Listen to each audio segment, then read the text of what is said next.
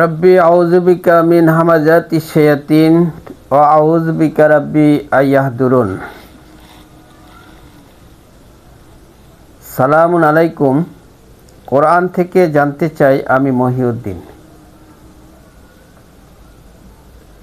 আমি এখন আলোচনা করব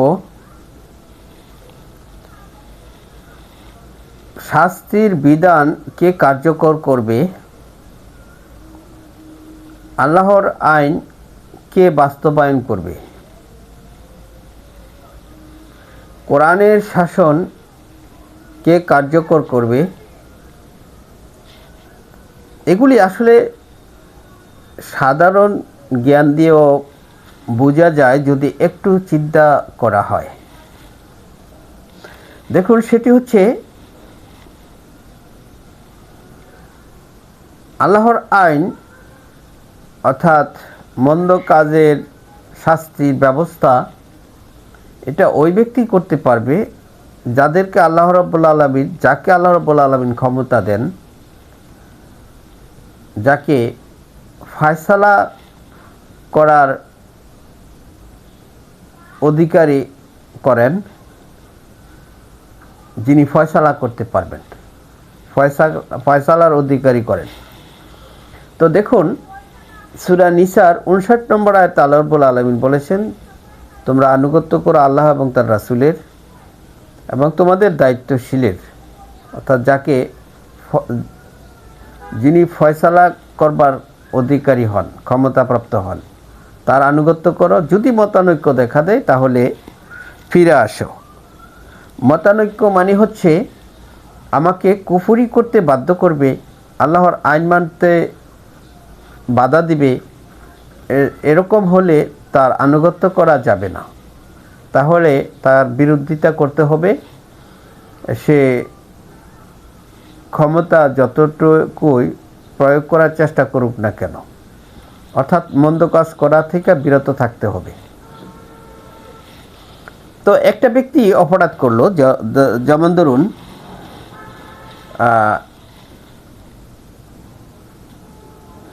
জিনা করলো, তার শাস্তি সূরা নূরের 102, 3, 4 এর 3টে আয়াত পড়ে দেখবেন যে জিনাখোরের শাস্তি হচ্ছে 100টি বেত্রাঘাত করা, জিনাকারী এবং জিনাকারিণী।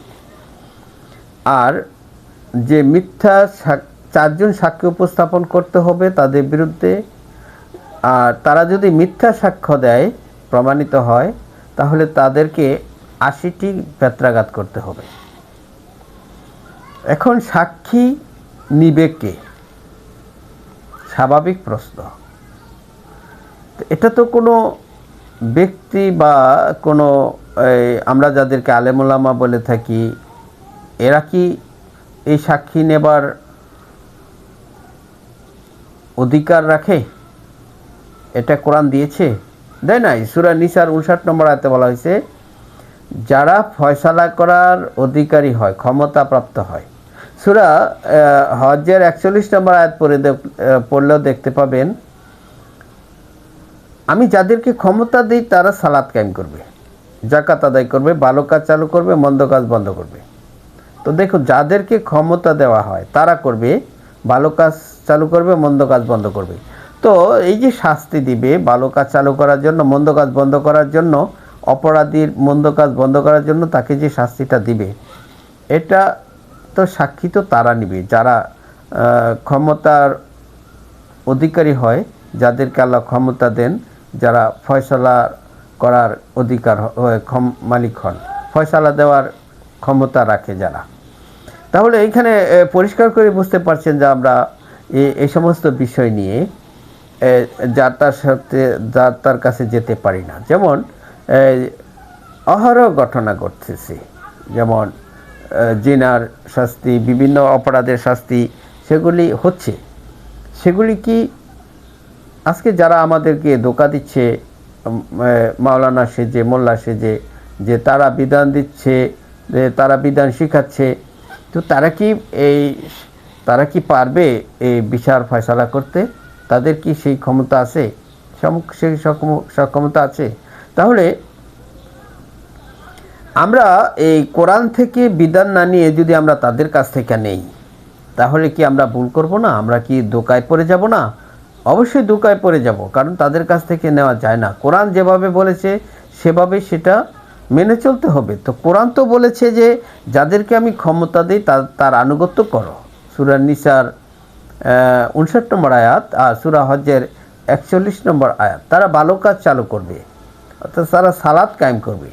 তো এই কাজগুলি তো তারা করবে, কিন্তু এই কাজগুলি তো অন্যরা করতে পারে না।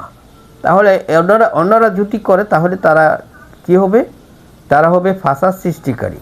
ফাসাদ সৃষ্টিকারীর শাস্তি তো কোরআন দিয়েছে মৃত্যুদণ্ড। ফাসাদ হচ্ছে হত্যার চাইতেও মন্দ, জঘন্য।